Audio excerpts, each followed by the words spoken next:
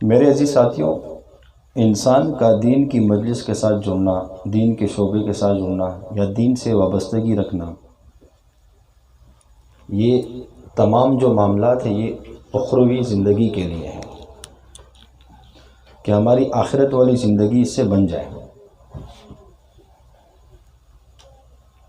آخرت کی زندگی جو بننے کا تعلق ہے وہ مال کے ساتھ نہیں ہے، حسن کے ساتھ نہیں ہے، اس کا تعلق اعمال کے ساتھ ہے۔ آخرت کی زندگی بنانے کا تعلق کس کے ساتھ ہے؟ اعمال کے ساتھ ہے۔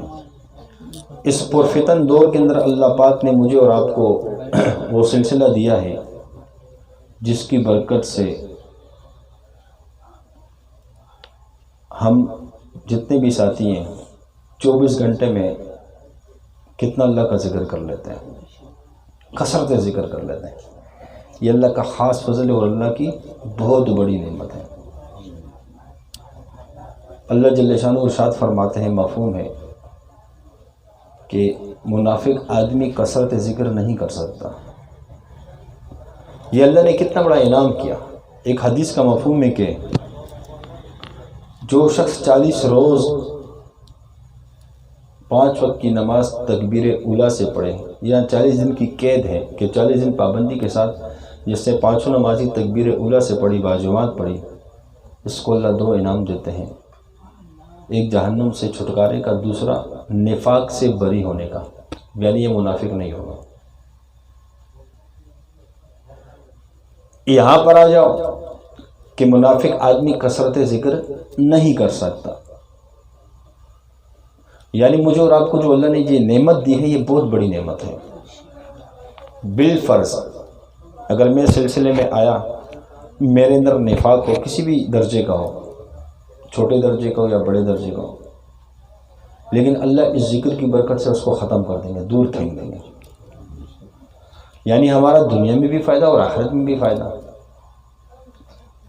سلسلہ شاذلیہ ہے جو یہ اعمال کی جگہ ہے۔ کس کی جگہ ہے؟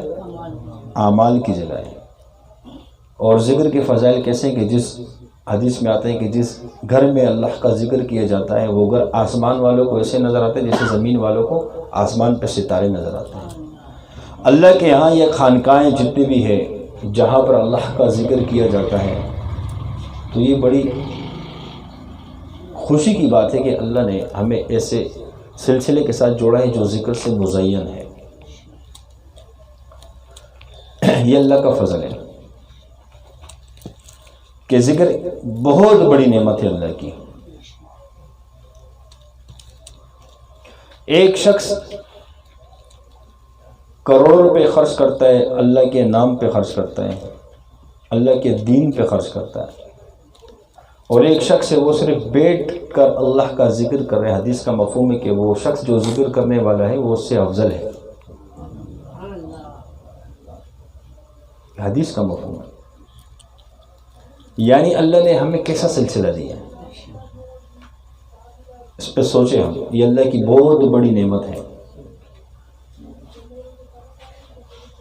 ہونا تو یہ چاہیے کہ جس کی برکت سے ہم ذکر پہ لگے ہیں اس کے اگر جوتے کو اٹھا کے ہم اپنے سر پہ بھی رکھے، چومتے بھی رہے، تو تب بھی کوئی فرق نہیں پڑے گا، کیونکہ اس کی برکت سے اللہ نے ہمیں کتنی بڑی نعمت سے نوازا ہے۔ اگر ہم اپنے مشائخ کے جوتے کو اٹھا کے سارا دن رات چومتے بھی رہے نا، تب بھی ہم اپنے شیخ کا حق ادا نہیں کر سکتے، کیونکہ شیخ کی برکت سے اللہ نے مجھے اور آپ کو جو کثرت ذکر کی توفیق عطا فرمائی، اور کثرت ذکر جو ہے یہ اللہ کے دربار میں درجات کو بڑھانے کا ذریعہ بھی ہے۔ جو شخص کثرت ذکر کرتا ہے اللہ اس کے درجات کو بڑھا دیتا ہے، اللہ کے دربار میں اللہ اس کو بڑے بڑے مرتبے عطا کرتا ہے۔ یہ ذکر کے ساتھ ہے۔ ایک عامل بنتا ہے تب بھی ذکر سے، کامل بنتا ہے تب بھی ذکر سے، اللہ کا ولی بنتا ہے تب بھی وہ ذکر سے بنتا ہے۔ ذکر بہت بڑی نعمت ہے اللہ کی۔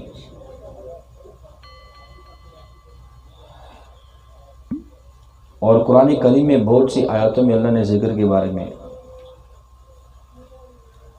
حالانکہ یہاں تک قرآن کریم میں آتا ہے کہ مفہوم اس طرح سے اللہ جل شانہ کا ارشاد ہے کہ اللہ اپنے کلام میں فرماتے ہیں کہ جیسے جمعے کی نماز ہو جائے اس کے بعد اللہ کے فضل کو تلاش کرو، یعنی روزی کام روزگار میں لگ جاؤ، لیکن یہاں بھی اللہ قید لگا رہے اور ارشاد فرماتے ہیں کہ مفہوم اس طرح سے آیات کا کہ اس کے اندر بھی میرے ذکر سے مجھ سے غفلت پہ نہیں رہنا۔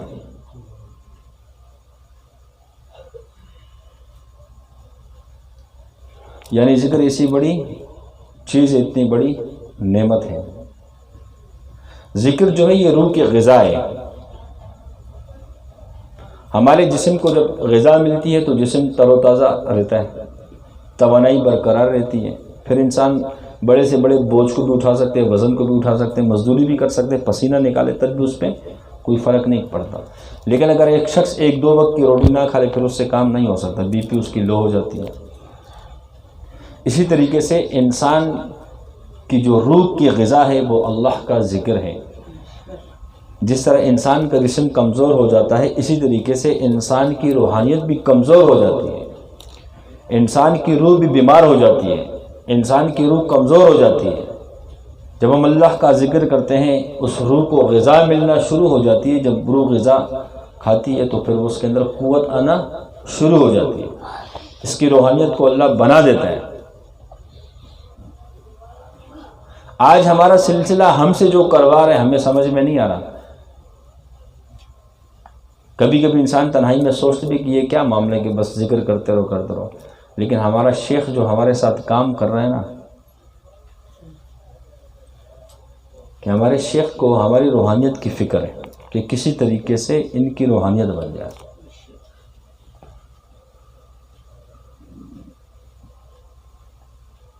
بڑے ہمارے کیا چاہتے ہیں کہ ہماری روحانیت بن جائے، اتنا کثرت ذکر ہم سے کروایا جا رہا ہے۔ انسان کے گھر کا جب بڑا ہوتا ہے وہ ہمیشہ اپنی اولاد کے لیے اچھا سوچتا ہے، برا نہیں سوچتا، چاہے وہ رشتوں کا معاملہ ہو، چاہے وہ کھانے پینے کا معاملہ ہو، سہولت کا معاملہ ہو، لباس کا معاملہ ہو، رزق کا معاملہ ہو، گھر کا معاملہ ہو، رہائش کا معاملہ ہو، سہولیات کا معاملہ ہو۔ ہر انسان کی خواہش ہوتی ہے نا اپنے بچوں کو اعلیٰ چیز۔ ایک شخص کو اللہ نے سواری دی، اب اس نے اپنے بچوں کو کہیں لے کر جانے تو وہ بس میں لے کر جائے گا یا اس کی خواہش ہوگی کہ اس سواری کے اندر بچے کو سہولت سے لے جاؤں؟ کیا خواہش ہوگی؟ یہی خواہش ہوگی نا۔ وہ تو بیوقوف شخص ہوگا جو اس کے بعد اپنی سواری موجود اس کا استعمال نہیں کر رہا، وہ کرائے کے بسوں میں دھکے کھاتا ہوا جا رہا ہے۔ اسی طریقے سے جس کو اللہ نے گھر کے اندر سہولیات دے دی، گرمی کا زمانہ ہے، گھر میں اس کی اے سی لگا ہوا ہے، تو اپنے بچوں کو اے سی والے کمرے میں بٹھائے گا یا دھوپ میں بٹھائے گا؟ گرمی میں۔ ہر بڑوں کی خواہش ہوتی ہے نا کسی بھی طریقے سے اپنے بچوں کو سہولیات۔ جہاں پہ بچے نادان ہوتے ہیں ان کو سمجھ میں نہیں آتا ہے، والدین رہنمائی کرتے ہیں، سمجھاتے ہیں بچوں کے مستقبل کے لیے، بچوں کے تربیت کے لیے، تاکہ ان کو اذیت نہ پہنچے، کوئی تکلیف نہ پہنچے۔ ایسا ہی ہے نا، جب شادی کا معاملہ آتا ہے تو والدین کیونکہ وہ گزر چکے ہیں اس راستے سے، ان کا تجربہ ہو گیا، وہ خود انتخاب کرتے ہیں کہ میرے بچے کے لیے رشتہ ٹھیک ہے، مناسب ہے کہ نہیں۔ بسا اوقات بچے جو نا وہ ضد پہ رہتے ہیں میں نے یہاں نہیں کرنا، وہاں نہیں کرنا، لیکن بڑوں کی جو سوچ ہے وہ کس کے لیے، بڑوں کا یہ مقصد تو نہیں کہ اس کی خواہش پوری نہ ہو، لیکن بڑوں کی جو سوچ ہوتی ہے وہ یہی ہوتی ہے کہ اس کو نقصان نہ ہو۔ اسی طریقے سے ہمارے بڑوں کو ہماری فکر ہے کہ ہماری روحانیت مضبوط ہو جائے۔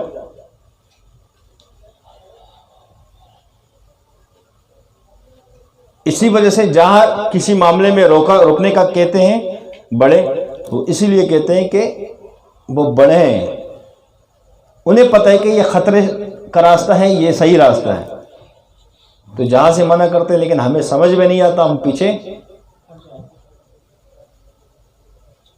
کیونکہ کبھی بھی بڑے اپنے چھوٹوں کے لیے نقصان کی چیز سوچ ہی نہیں سکتے، نہ نقصان دے سکتے، یہ ہو نہیں سکتا۔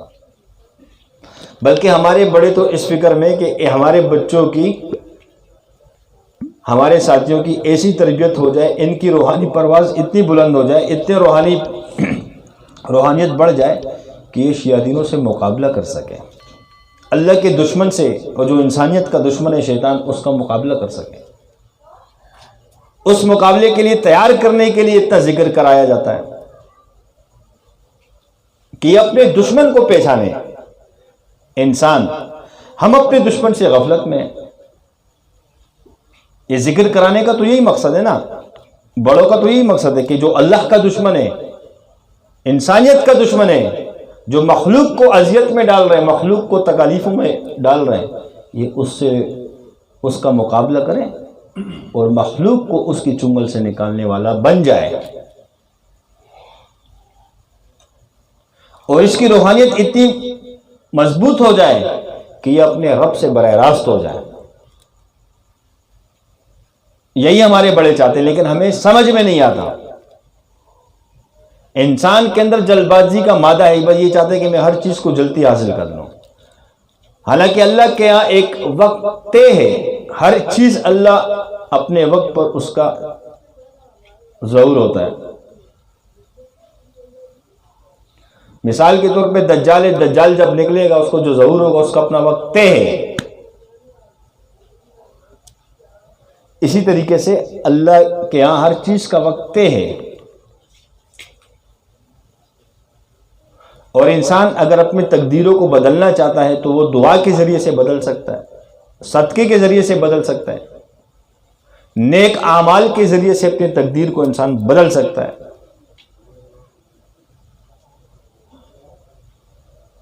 اب ہماری بڑوں کی سوچ اور ہماری سوچ،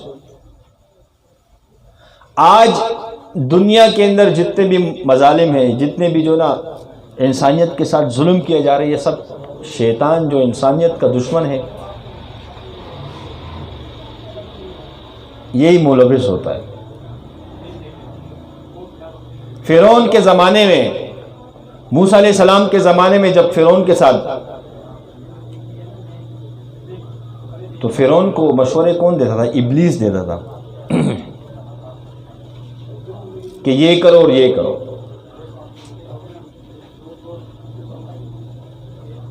اسی طریقے سے ابراہیم علیہ السلام کے زمانے میں سامنے کون تھا؟ نمرود کو مشورے کون دے رہے؟ براہ راست ابلیس دے رہے ہیں، جو انسانیت کا اور اللہ کا دشمن ہے۔ آج تک ہم نے ابلیس کو پہچانا نہیں، ہماری اس سے یاریاں ہیں، ہم نے ابلیس کے ساتھ یاری لگائی ہوئی ہے، اللہ کو چھوڑ دیا، اللہ کے نیک بندوں کو چھوڑ دیا، ابلیس کو اپنا دوست بنا لیا، اسی کو خوش کرنے میں لگے رہتے ہیں، اپنے رب کو ہم بلا بیٹھے۔ ابراہیم علیہ السلام کو جب آگ میں ڈالا جا رہا ہے، اور جب جب اتنی انہوں نے آگ لگائی کہ وہ آسمانوں تک باتیں کر رہی آگ، اب ان کو خود طریقہ نہیں آتا کہ ابراہیم علیہ السلام کو آگ میں کس طرح پھینکا جائے۔ اب یہ مشورہ کون دے رہے ہیں؟ ابلیس دے رہے نمرود کو کہ ایک جھولا بنایا جائے، اس کے اندر ابراہیم علیہ السلام کو رکھا جائے، جھولے کو پیچھے کی طرف کھینچ کر اس کو چھوڑ دیا جائے، وہ جھولا آگے جائے گا، خود ہی گر جائے گا آگ میں۔ یہ مشورہ کون دے رہے ہیں؟ یہ تباہی کا ذریعہ کون بن رہا ہے؟ ابلیس بن رہا ہے نا۔ اسی طریقے سے ابلیس کے مشورے پہ عمل کیا گیا، ابراہیم علیہ السلام کے لیے جھولا بنایا آگ میں پھینکنے کے لیے، لیکن جیسے ہی جھولے میں بٹھایا اور جھولے کو جیسے پیچھے کی طرف لے جانے کی کوشش کی، فرشتوں نے آ کر اس جھولے کو پکڑ لیا۔ اب وہ جھولا ہل نہیں پا رہا۔ اب پھر فرعون اس کا لشکر پریشان، اب کیا کیا جائے؟ اب شیطان کو تو اس کے توڑوں کا پتہ ہے کہ یہ کیا معاملہ ہے، شیطان ہمیں کس طریقے سے آزماتا ہے، ہمارے ساتھ کس طریقے سے وہ کھیلتا ہے، مجھے اور آپ کو پتہ ہے نہیں۔ ہم شیطانی کی چالوں کو پہچانے کہ جہاں اللہ کا نبی موجود ہے، خلیل اللہ موجود ہے، وہاں شیطان اپنی چال چل رہے ہیں۔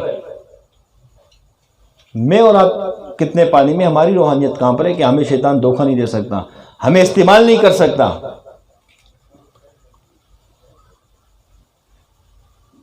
ابراہیم علیہ السلام کو اللہ نے اپنا خلیل بنایا۔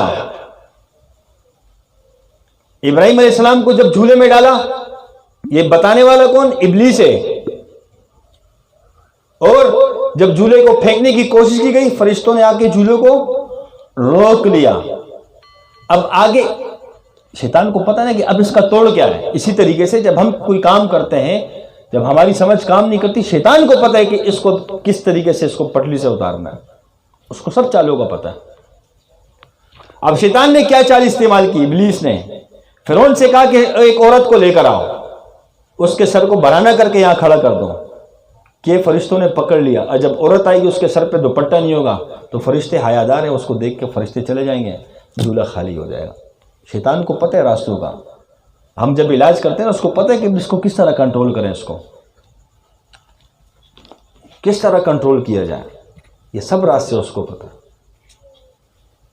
اب ہمارا شیخ یہی چاہتا ہے کہ آپ اتنی معرفت مل جائے کہ اس کو ابلیس سے تبلیس کا پتہ تو چل سکے نا، کہ یہ شیطان کے ساتھ تو لڑ سکے، پتہ تو چل سکے کہ یہ چال کون چل رہا ہے اور کہاں سے آ رہی ہے، اس کے اپنے نفس کی چال کا پتہ چل سکے، ابلیس کا پتہ چل سکے، شیطان کا پتہ چل سکے۔ یہی تو ہماری بڑوں کی محنت ہے۔ ایک ہم ہے جو اس بات کو سمجھنے کی کوشش کرتے ہیں تو پھر شیطان کے بہکاوے میں آ جاتے ہیں، یا تو کرتے نہیں ہیں، یا تو ہم ایک جستجو کرنے کی کوشش کریں کہ اللہ ہمیں اتنی معرفت دے دے کہ ہم شیطان کو پہچان سکیں۔ اب جب عورت کو لایا گیا، وہاں کھڑا کیا گیا، عورت کے سر سے دوپٹہ جب ہٹایا تو جو جولے کو فرشتوں نے پکڑا تھا، فرشتوں کو چھوڑ گیا اس کو۔ جب فرشتوں نے چھوڑا، جیسے جولے کو پیچھے کھینچا آگ میں، جیسے ابراہیم علیہ السلام آگ میں جانے لگے، اور ابراہیم علیہ السلام وہاں کیا کرتے؟ اللہ کا ذکر، حسبنا اللہ و نعم الوکیل، یہ ابراہیم علیہ السلام کا ذکر۔ جیسے آگ میں، یہ انسان کی قرب کی علامت ہے، فرشتے آتے ہیں، آپ کہو تو اس آگ کو بجھا دیں، جبرائیل علیہ السلام آ رہے ہیں، یہ پانی کا فرشتہ ہے، یہ ہوا کا فرشتہ ہے، جیسے آپ حکم کریں، آپ حکم کریں گے، یہ پانی کا فرشتہ پانی برسا دے گا، پوری آگ بجھ جائے گی۔ یہ ہوا کا فرشتہ ہے، آپ حکم کریں گے، ہوا چلنا شروع ہو جائے گی، ساری آگ کو اٹھا کر کسی صحرا میں ڈال جائے گی۔ ابراہیم علیہ السلام، یہ تعلق ہے، یہاں سے ایک چیز اور سمجھ میں آتی ہے، یہ تعلق کی بات ہے، اللہ کے قرب کی بات ہے۔ ابراہیم علیہ السلام نے فرشتے سے پوچھا، جبرائیل علیہ السلام سے پوچھا، آپ کو اللہ نے بھیجا ہے؟ فرمایا اللہ نے بھیجا تو نہیں، لیکن ہم اللہ سے اجازت لے کر آئیں۔ کیا لے کر آئیں؟ کہ ہم آپ کے خلیل کے ساتھ یہ ہو رہے ہیں، اے اللہ ہمیں اجازت دیجئے کہ ہم آپ کے خلیل کی جا کر مدد کیجیے۔ اللہ نے کہا اگر اس کو ضرورت ہو جاؤ کر لو مدد۔ ابراہیم علیہ السلام نے جب پوچھا، فرشتوں نے کہا کہ ہم اللہ سے پوچھ کر آئے،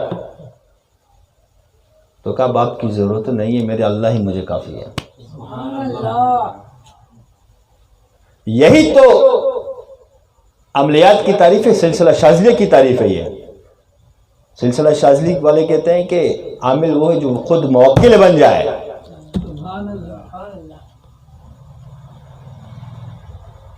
سمجھ میں آ رہی ہے بات؟ کہ اس کو پھر موکل کو بلانے کی ضرورت نہیں، وہ خود موکل ہو۔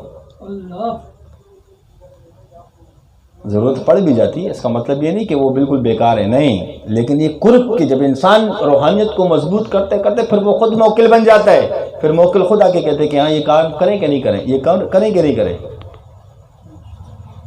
اسی طریقے سے جیسے فرشتے آئے،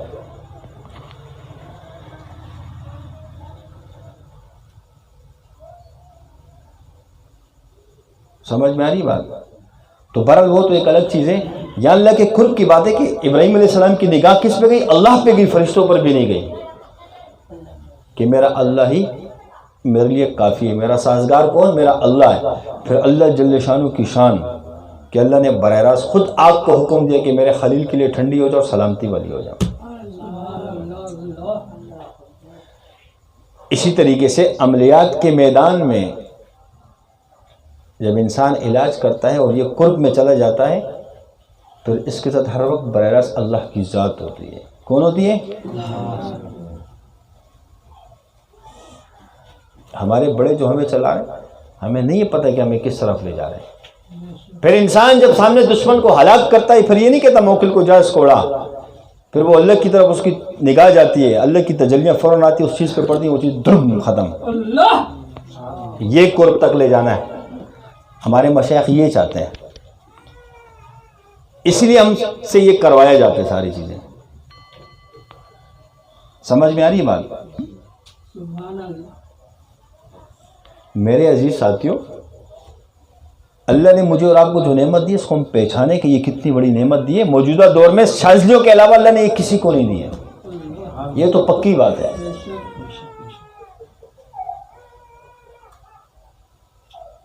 یہ قوت اللہ دیتا ہے, اللہ ذریعہ بناتے. اس وقت اللہ نے ہمارے شیخ کو ذریعہ بنایا.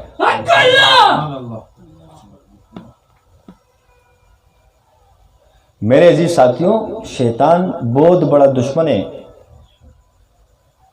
انسانیت کا بھی اور اللہ کا بھی.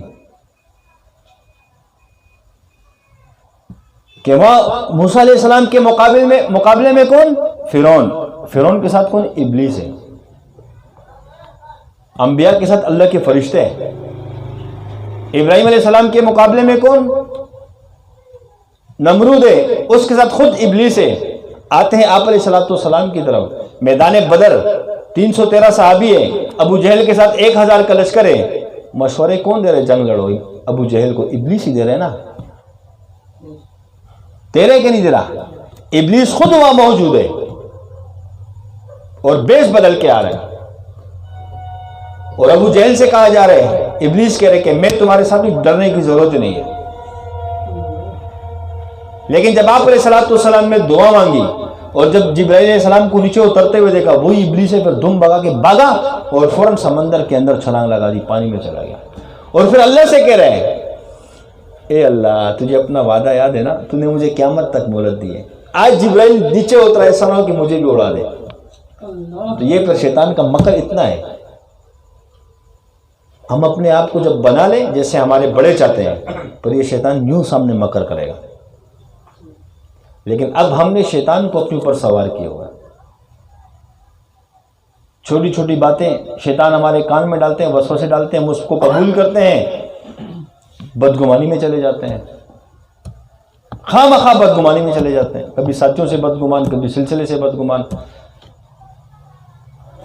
آج یہ بدگمانی کی فضا صرف سلسلے کے اندر نہیں ہے, ہر گھر کے اندر, ہر مارکیٹ کے اندر, ہر بازار کے اندر یہ فضا ایک چلی ہوئی ہے.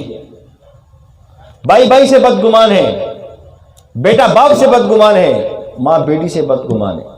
اگر باپ اپنی اولاد کو بھی کہتا ہے تو بیٹا بدگمانی کرتے کہتے کہ ابا مجھ سے لوٹنے کے چکر میں ہوتا ہر ٹائم.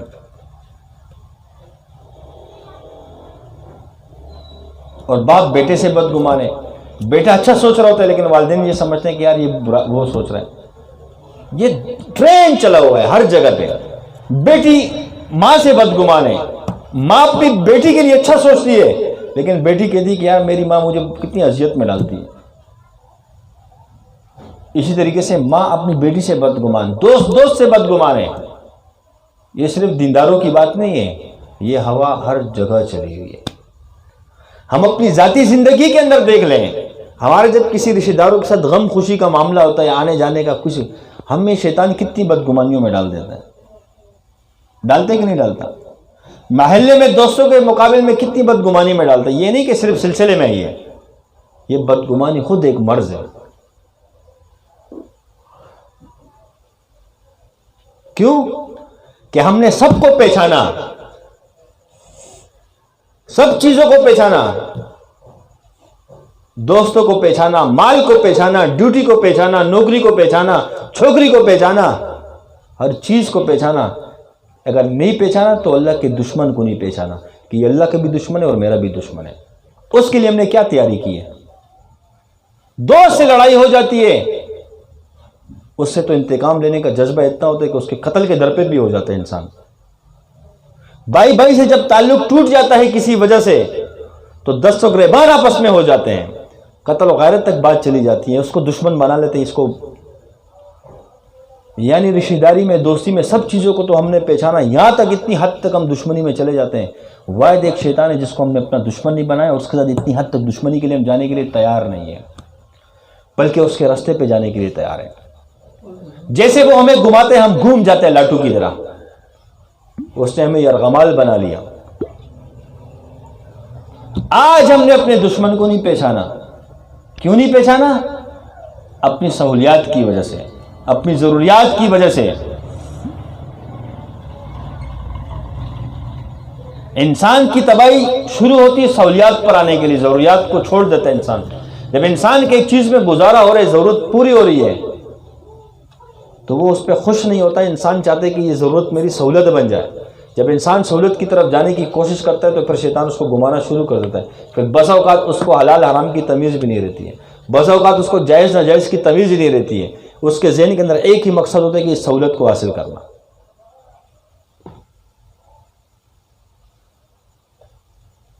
اس سہولت کو حاصل کرنے کے لیے چاہے پھر وہ اسے جس راستے سے چلنا پڑے, اور جب غلط راستے کا انتخاب بھی کرتے اس سہولت کو حاصل کرنے کے لیے تو شیطان پٹیاں پڑھانا شروع کر دیتے. کوئی غلط نہیں ہے, کوئی نہیں ہے, یہ ہو جائے گا, وہ ہو جائے گا, یہ عذر ہے, وہ عذر ہے, یہ جائز ہے, یہ ایسا, یہ ایسا ایسا. پھر تعویلات شیطان کرنا شروع کر دیتا. میرے عزیز ساتھیوں, ہم سے ایک ظلم عظیم ہو گیا ہے کہ جتنے بھی انسانوں میں جو اسلام کے مخالف ہے اس کو ہم دشمن سمجھتے ہیں, مسلمانوں کے مخالف ہے اس کو اپنا دشمن سمجھتے ہیں, لیکن ایک ابلیس کو اپنا دشمن ہم نہیں سمجھتے. اگر ابلیس کو دشمن سمجھے تو آج تک ہم نے اس سے کیا دشمنی کی ہے, بتائیں تو صحیح. ہماری نمازوں میں کوتاہیاں کیوں ہیں؟ انسان فجر کے وقت جب نماز میں نہیں اٹھتا, حدیث کا مفہوم ہے کہ اس کو شیطان 3 گرے لگا دیتا ہے. کتنے؟ باندھ دیتے اس کو گروں سے. جب اس کی آنکھ کھلتی ہے ایک گرہ کھل جاتی ہے, جب یہ اٹھ کے بیٹھتے دوسری گرہ کھل جاتی ہے, جب اٹھ کے یہ چل پڑتا ہے نماز کی طرف تینوں کھل جاتی ہیں.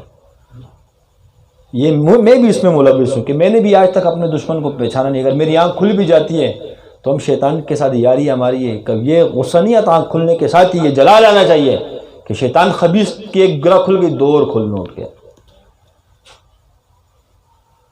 ہے کہ نہیں؟ اعمال کے مقابلے میں ہم شیطان سے دشمنی نہیں کرتے کہ ہمیں اعمال سے بھی دور کر رہے ہیں, اللہ کے قرب سے بھی دور کر رہے ہیں, اور ہمیں ایک تباہی کی دلدل کی طرف لے جا رہے ہیں. آج ہم شیطان سے دور اس سے مقابلہ کرنے کے لیے تیار نہیں ہے. یہ تو اللہ ہمارے شیخ کو جزائے خیر دے کہ اس نے تیار کر لیا اپنے بچوں کو کہ ظاہری طور پہ جب وہ مقابلے میں آتے تو اس کی گردنیں اڑا دیتے ہیں انشاءاللہ. جب وہ مقابلے میں آتے ہیں, لیکن جب وہ باطنی طور پہ وار کرتے ہیں تو یہاں پہ ہم تھوڑے کمزور ہو جاتے ہیں. اس واروں کو بھی پہچان لیں.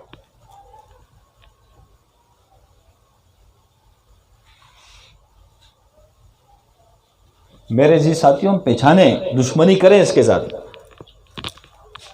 ہر نماز کے وقت میں شیطان وسوسہ ڈالتے کہ 5 منٹ صبر کر جا, ابھی یہ کر جا, ابھی وہ کر جا. ہم غفلت میں چلے جاتے ہیں. کیوں؟ شیطان کے ساتھ یاری جو ہے اس کی مانتے ہیں نا. رحمان کی طرف سے صدا آئی, اس کی نہیں مانی. حی علی الصلاح, حی علی الفلاح, آؤ کامیابی کی طرف, آؤ نماز کی طرف. ایک رحمان کی طرف سے بلایا جا رہے ہیں, وہاں تاخیر ہو رہی ہے, اور شیطان کی طرف سے دعوت دل میں وہ ڈال رہے ہیں 5 منٹ صبر کر جا, 1 منٹ صبر کر جا, یہ ضروری کام ہے, وہ ضروری کام ہے. جہاں عذر ہے وہاں ہے عذر, جہاں عذر نہیں, ہر چیز کو عذر نہیں بنانا خود سے. میں پوری رات 2 بجے سو جاؤں, 3 بجے سو جاؤں, اور پھر میں فجر میں حاضر نہ ہوں تو میں کہوں کہ یہ میرا عذر ہے. یہ عذر نہیں ہے, یہ خام خیالی ہے. یہ شیطان کی چاہت ہے, نفس کی چاہت ہے. عذر تو تب ہے کہ میں عشاء کی نماز پڑھ کے سو جاؤں اور پھر میری فجر میں آنکھ نہ کھلے, پھر میں کہوں کہ بس آنکھ کھلنا تو اللہ کے ہاتھ میں. اس کے اندر میں خود ملوث ہوں. میں اپنی بات کروں, میں کسی کی کیا بات کر سکتا ہوں؟ میں خود اس جرم میں کے اندر پھنسا ہوں تو میں کسی پہ کیا بات کروں؟ میں تو اپنی بات کروں. اللہ مجھے توفیق دے دے, اللہ شیطان کے مقابلے میں مجھے قوت دے دے, ہم سب کو دے دے. اس طرح دیگر جو نمازیں ظہر, عصر, مغرب, عشاء, حدیث کا مفہوم ہے کہ جیسے فرمائے کہ منافق آدمی کثرت ذکر نہیں کر سکتا, اس طرح حدیث کا مفہوم ہے کہ جو فجر اور عشاء کی نماز میں سستی کرتے یہ نفاق اس کے اندر ہوتا ہے.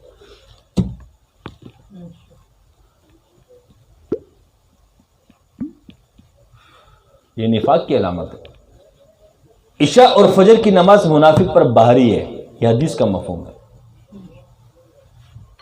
کم سے کم اس بات کو سامنے رکھ کے ہم اپنی نمازوں کو مضبوط کر لیں. اللہ مجھے اور آپ کو توفیق دے شیطان کے مقابلے میں لڑنے کی, اور اللہ ہمیں اس کے لیے فکر مند کر دے کہ ہماری نمازیں درست ہو جائیں.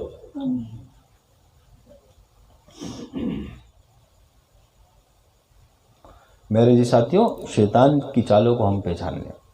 یہ نماز سے ہمیں روکتا ہے اور ہمارے خیالوں میں خود سے جو نا تعویلات دے کر عذر بیان کرنا شروع کر دیتا ہے.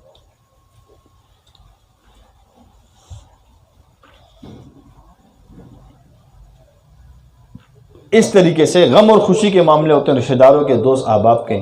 یہاں یہ شیطان ہمیں جو ہے نا بدگمانی میں، لڑائی میں، اس غلط چیزوں کی طرف راغب کر دیتا ہے. ہم اس کو پہچانیں، اس کی چالوں کو. آپس میں لڑوا دے گا.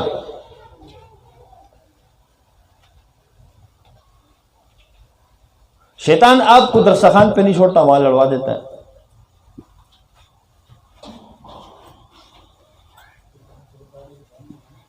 شیطان کی چال صرف یہ نہیں کہ آپ کو وسوسہ دے گا. الذی یوسوس فی صدور الناس من الجنۃ والناس، آپ کے دل کے اندر وسوسے ڈالتے ہیں انسان بھی اور جنات بھی. آپ کے ذہن کے اندر خود وسوسہ آ گیا کہ فلاں شخص ایسا ہے، یہ تو شیطان نے وسوسہ ڈال دیا. بعض اوقات شیطان آپ کے دماغ میں وسوسہ نہیں ڈالتا، وہ کسی کو استعمال کر دیتا ہے. اس کے دل میں ڈال، اس کے ذہن میں ڈالا، یہ آیا میرے پاس کہ یار عبد الرحمن تو ایسا ہے، حالانکہ ایسا نہیں ہے، لیکن وسوسہ مجھے بھی آ گیا، میں بھی اس میں لگ گیا جستجو میں، کیا باقی ایسا ہے کہ نہیں ہے.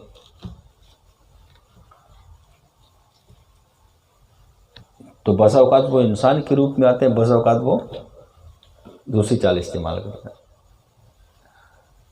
ہم شیطان کی چالوں کو پہچان سکیں، کسی پہ شک اور شبہات نہ کریں.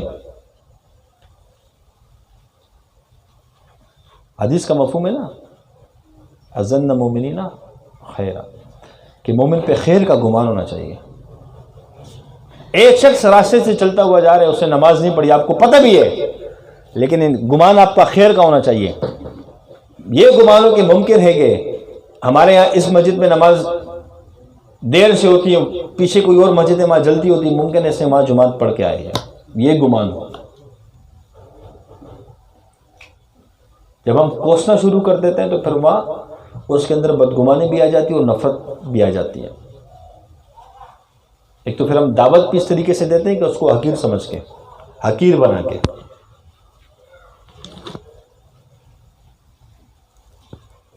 امام حسین رضی اللہ تعالیٰ کے متعلق آتا ہے کہ سنا ہے علماء اکرام سے کہ ایک مسجد کے اندر ایک بوڑھا شخص تھا، وہ وضو بنا رہا تھا، لیکن وہ وضو جو بنانے کا طریقہ تھا وہ ٹھیک نہیں تھا. امام حسین رضی اللہ عنہ گئے بڑے میاں کے پاس، امام حسن رضی اللہ دونوں ساتھ تھے بھائی. اس بڑے میاں سے کہا بڑے میاں میرا بھائی مجھے کہتے ہیں کہ آپ وضو ٹھیک نہیں بناتے ہو، میں کہتا ہوں کہ ٹھیک بناتا ہوں، اب ہم دونوں کی لڑائی ہے، لہذا آپ کے سامنے میں وضو بناتا ہوں، یہ میرا بھائی ٹھیک کرے غلط کرے، آپ پکڑ لینا، آپ جو کہو گے وہ صحیح ہوگا. پھر اب طریقہ کیا اپنایا دعوت کا؟ جب وہ بڑے میاں کے سامنے وضو بنانا شروع کیا تو بڑا میاں سمجھ گیا، بولا بیٹا غلطی میرے وضو میں، آپ کا وضو ٹھیک ہے.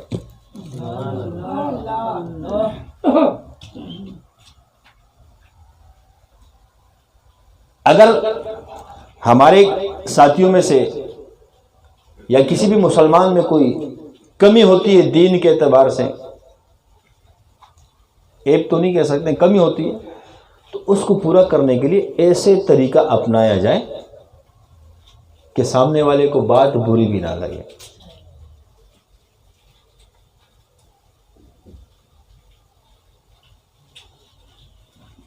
سمجھ میں آ رہی بات؟ تو میرے عزیز ساتھیوں، ہم نے اپنے اخلاقیات پر بھی محنت کرنی ہے. شیطان کے مقابلے میں اپنے آپ کو تیار کرنا ہے. 24 گھنٹے ہم تیار رہیں. شادی تو ویسے بھی 24 گھنٹے محاذ میں ہوتے ہیں، اور یہ ایسا محاذ ہے کہ گھر پہ بیٹھ کے بھی لڑ رہے، خانقاہ میں بیٹھ کے بھی لڑ رہے، گلی میں چلتے ہوئے بھی لڑ رہے، ہر جگہ محاذ پہ. یہ کم خوش نصیبی ہے کیا؟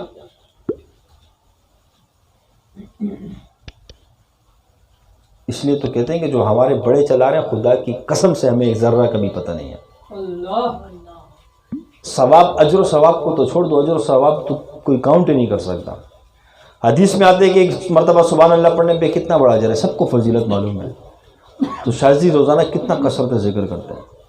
ایک گھڑی کا سوچنا دین کے لیے 70 سال کی عبادت سے افضل ہے.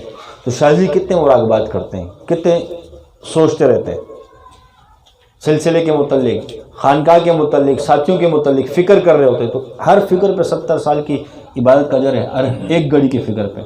اعمال کی بات نہیں کرو، اجر و ثواب کی۔ اجر و ثواب تو اتنا ہے کہ اس کو بندہ دیکھ ہی نہیں سکتا، گن ہی نہیں سکتا کیا مل رہا ہے اللہ کی طرف سے۔ جیسے مولانا زکریا رحمۃ اللہ نے فضائل اعمال میں لکھے، ذکر کے باب میں تشریح میں لکھے کہ یہ خانقاہوں پہ بیٹھنے والے ان کو برا بلا گالیاں نہ دو، ان قریب تمہیں پتہ چل جائے گا کہ یہ گھوڑے پہ سوار تھے یا گدھے پہ سوار تھے۔ یہ قیامت کے دن پتہ چل جائے گا۔ میرے عزیز ساتھیوں، اجر بہت زیادہ ہے۔ اس سے بڑھ کر اجر کو دور کی بات ہے، جب انسان کا قلب ذکر کرتا ہے تو یہ اللہ فرشتوں کو بھی نہیں بتاتا۔ جب قیامت کا روز ہو، فرشتے آ کے جب حساب کتاب پیش کریں گے، رجسٹر جو بنا ہوتا ہے، فرشتے جن کی ڈیوٹی ہے، تو اللہ فرمائیں گے کہ آپ نے اجر کم لکھا ہے۔ فرشتے عاجز ہو جائیں گے، انہیں یا اللہ کیسے کم لکھا ہے، ہم نے تو پورا لکھا ہے۔ اللہ کہے گا اس کے اور بھی اجر ہے، وہ آپ کو بھی نہیں پتا، وہ میرا اور اس کا معاملہ تھا، چھپا کے رکھا ہے۔ وہ دل کا ذکر ہے، جب انسان کا دل ذکر کرتا ہے یہ فرشتوں کو بھی پتہ نہیں چلتا، یہ عاشق اور معشوق آپس میں خبر رکھتے ہیں، تو یہ کم اجر ہے۔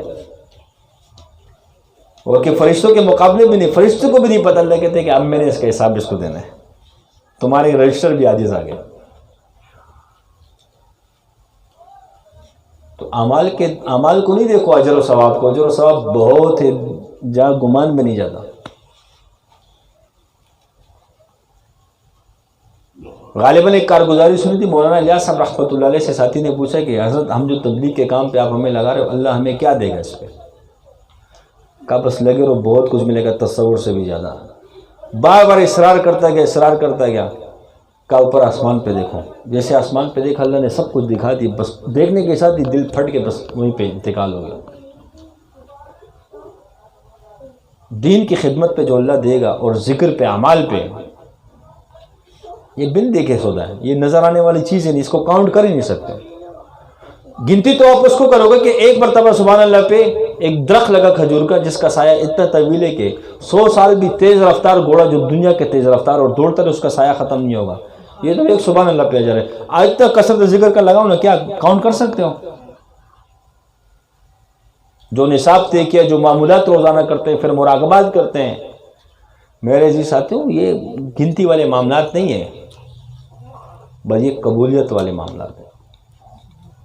شکر کرو اللہ نے یہ نعمت اور یہ دولت تو دی ہے نا، یہ اس دولت سے بہتر ہے روکڑے والی سے، وہ تو ختم ہو جائے گی، یہ ختم نہیں۔ حالانکہ حدیث کا مفہوم ہے کہ جنت میں ایک شخص جنت میں کروٹ لے گا، ایسی خوشبو آئے گی کہ پوری جنت معطر ہو جائے گی۔ خوشبو ایسی آئے گی، پوری جنت معطر ہو جائے گی اس کی کروٹ لینے سے، اور جب وہ کروٹ لیتا رہے گا ویسی معطر ہوتی رہے گی۔ اور جنت میں جو اللہ کے انعامات ہوں گے، وہ یہ نہیں کہ ایک دفعہ دے دیا، گلاس سے پانی پی لیا ختم، نہیں، وہ ہمیشہ ہمیشہ رہیں گے، ہمیشہ ہمیں اس میں پھر نہ تو ہے نہیں، ختم ہونے کی چیزیں نہیں ہیں۔ تو یہ نیچے والا جو جنتی ہوگا یہ پوچھے گا کہ مجھ سے اوپر جو جنت میں خوشبو ہے، یہ کیا ماجرا ہے، کیا عمل اس کا؟ تو فرشتہ کہے گا کہ آپ کے اور اس کے عمل برابر ہے، لیکن آپ سے ایک مرتبہ سبحان اللہ سے زیادہ پڑھے۔ یہ تو وہاں پتہ چلے گا کہ اس پہ اللہ کیا دے رہا ہے۔ ایک مرتبہ سورۃ اخلاص پڑھنے پہ جنت میں ایک محل اللہ دیتا ہے۔ شاہ جی نے کتنا سورۃ اخلاص پڑھا ہے؟ حساب کتاب نہیں کرو، حساب کتاب کرنے کی چیز ہی نہیں ہے، یہاں کیلکولیٹر فیل ہو جائیں گے۔ میرے جی ساتھیوں، اپنی نعمتوں کی قدر کریں اور شیطان کے مقابلے میں تیار رہیں، اور اس کی چالوں کو ہم پہچانیں کہ ہمیں اپنے بھائیوں سے کیسے علیحدہ کرتا ہے، ہم اپنے والدین سے کیسے علیحدہ کرتا ہے، ہمیں یہ اپنے گھر کے اندر، ہمارے اندر ناچاکیاں کیسے پیدا کرتا ہے۔ اس کی چالوں کو ہم پہچان لیں، اور سمجھ میں نہیں آتا رو رو کے اللہ سے مانگیں۔ اگر اللہ نے یہ معرفت نصیب میں نہیں لکھی ہے، لیکن ممکن ہے ہم رو رو کے دعاؤں میں مانگیں، دعاؤں سے تقدیر اللہ بدل دیتا ہے۔ یا اللہ میں کمزور آدمی ہوں، تیری مدد سے ہی بچ سکتا ہوں، یا اللہ تو مجھ پہ یہ راز کھول دے کہ یہ میرے ساتھ کیا، یہ شیطان مجھے کیسے گھماتا ہے۔ یہ مانگنے کی چیز ہے اللہ سے، ہم اللہ سے مانگتے نہیں ہیں، ہم نے بس ایک ہی چیز کو مانگا ہوا، مانگتے اللہ سے، کوارا ہو تو یا اللہ خوبصورت لڑکی دے دیں، پیسے نہیں ہے تو پیسے دے دیں. یہ معرفت اللہ سے نہیں مانگتے، ہم اپنے قرب کو اللہ سے نہیں مانگتے، اپنی روحانیت کو اللہ سے نہیں مانگتے، اپنے نیک صالح اعمال کو اللہ سے نہیں مانگتے اللہ ہمیں یہ اعمال دے دے.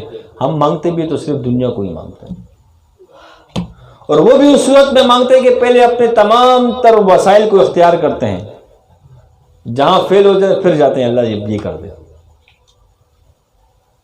حالانکہ حدیث کا مفہوم ہے کہ آپ علیہ السلام نے فرمایا کہ اپنا تسمہ ٹوٹے یہ بھی اللہ سے مانگو، نمک چاہیے وہ بھی اپنے اللہ سے مانگو. وہ تھی رابعہ بصری رحمۃ اللہ علیہ، اتنا ایمان کامل تھا، گھر میں مہمان آ کے ہانڈی بنا رہی ہے، پیاز نہیں ہے، کسی سے نہیں مانگا، اللہ کی طرف متوجہ ہو گئی. فرمایا اللہ جانتا ہے کہ میرا شوہر بھی نہیں ہے، بچے بھی نہیں، اولاد بھی نہیں ہے، گھر پہ مہمان ہے، ہانڈی بنانی ہے، پیاز کی ضرورت ہے. جیسے یہ دعا مانگی، ہاتھ پھیرے، جولی میں آ کے پیاز گر گئی. اوپر دیکھا تو ایک چیل جا رہی تھی، اس نے پاؤں چھوڑا، پاؤں میں اس کی پیاز اس کی جولی میں آ کے اللہ کو. تو جب انسان کا تعلق بنتا ہے تو پھر اللہ ایسے دیتے ہیں. ہم تعلق تو بنا لیں، یہ نہیں کہ اللہ کی قدرت کمزور پڑ گئی، وہ زمانہ الگ تھا، زمانہ بھی وہی ہے، سورج بھی وہی ہے، تارے بھی وہی ہے، دن اور رات کا آنا بھی وہی ہے، اللہ بھی وہی ہے. بلکہ اللہ کی شان تو روزانہ تازہ ہوتی، نئی ہوتی جاتی ہے. اللہ کی شان تو ہر دن بڑھتی رہتی ہے. کمی ہے تو ہمارے عمل کی کمی ہے. ان کے پاس اعمال تھے، ہمارے پاس اعمال نہیں ہے. مسجدیں تو آج خوبصورت ہے، ٹائل ماربل سب کچھ لگا ہوا ہے، لیکن نمازی نہیں ہے. اس دور میں مسجد تو مٹی کی ہوتی تھی، فرش بھی نہیں ہوتا تھا، مٹی کا فرش ہوتا تھا، صفوں کو بچھانے کے لیے پتھر رکھے ہوتے، کنکریاں رکھی ہوتی تھی، لیکن نمازی کمال والے تھے. مسجدیں چھوٹی تھی لیکن نماز پڑھنے والے کامل تھے، ایسے روحانیت والے تھے کہ وہ جب نماز میں کھڑے ہوتے تھے، ہاتھ اٹھاتے تھے، ہاتھ اٹھانے سے پہلے ہی نظام ہی چینج ہو جاتا تھا. آج پوری دنیا کے اندر مساجد کو دیکھ لیجیے کیسے خوبصورت ہو گئے، لیکن وہاں ہمیں کوئی ایک شخص نظر آتا ہے کہ جس کی نماز اس درجے کی کہ وہ 2 رکعت پڑھے، مسئلے حل. ہم نے سہولیات پہ تو محنت کر لی لیکن اپنے ایمان پہ محنت نہیں کی، اپنے ایمان کی بڑھوتی میں ایمان کو کامل کرنے کے لیے، اپنی روحانیت کو مضبوط کرنے کے لیے. خدا کی قسم سے اللہ نے ہمیں وقت دیا ہے، جب تک زندگی ہے تو کہتے ہیں چانس ہے.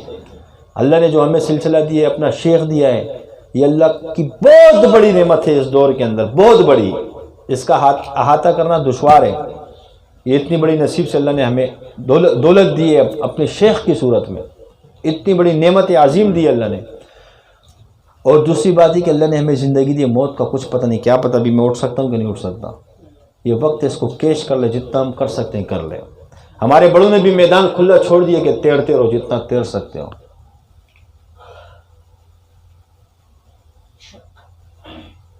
پلیٹوں میں سجا سجا کے رکھ دیے، جتنا کھا سکتے کھاؤ. اب ہماری قوتیں ختم ہو گئی، ہم کھانے کے لیے تیار نہیں ہیں.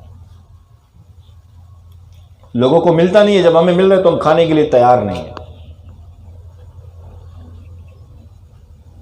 میرے عزیز ساتھیو، اپنے ہی کم نصیبی ہے، کسی کا کچھ نقصان نہیں ہے.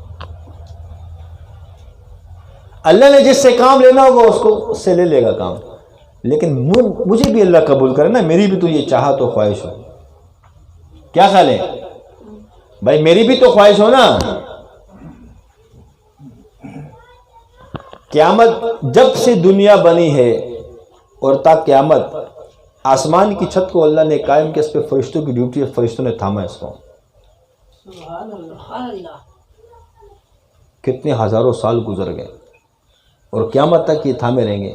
اپنی ڈیوٹی میں وہ خوش ہیں. اور جیسے اللہ نے ذمہ داری دی، فرشتے اتنے خوش ہو گئے، یا اللہ تو نے ذمہ داری دی، خوشی سے پکڑ لیا اور قیامت تک پکڑ لیں گے. ایسی ڈیوٹی سارے انجام دے رہے ہیں اللہ. لیکن اللہ اگر ہمیں قبول کرتا ہے تو ہم اس کے اندر سستی کرتے ہیں، ہم خوش نہیں ہوتے کہ یار شکر ہے یار اللہ مجھ سے کام لے رہے ہیں. بلکہ ہم تو عذر تلاش کرنے میں لگ جاتے ہیں، میرا یہ عذر آ گیا، میرا وہ عذر آ گیا، میرا یہ عذر آ گیا. بس اوقات تو عذر ہوتا ہی نہیں ہے، لیکن ہم اپنے ذہن میں عذر بنا لیتے ہیں، یہ عذر آ گیا. یہ شیطان کی چال ہوتی ہے ہمیں اعمال سے دور کرنے کے لیے.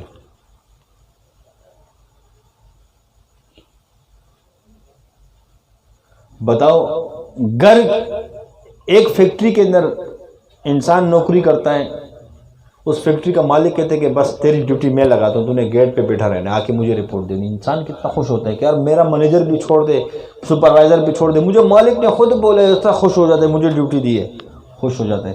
لیکن جہاں اللہ ہماری ڈیوٹی لگا رہے اس پہ ہم خوش نہیں ہوتا۔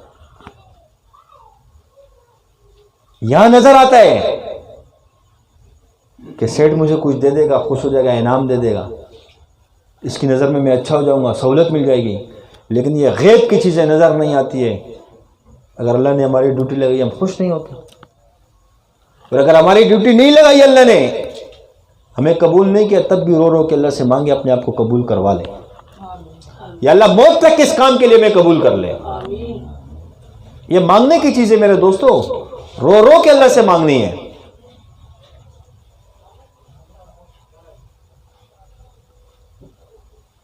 ایسا نہ ہو کہ پھر وہ وقت آ جائے کہ انسان جب ناقدرہ بن جاتا ہے، پھر ایک وقت آتا ہے کہ پھر اللہ اس کو جیسے مکھی کو نکالا جاتا ہے نا، دودھ سے یوں پھینک دیا جاتا ہے، ایسا نہ ہو کہ اللہ پھر ہمیں یوں پھینک دے۔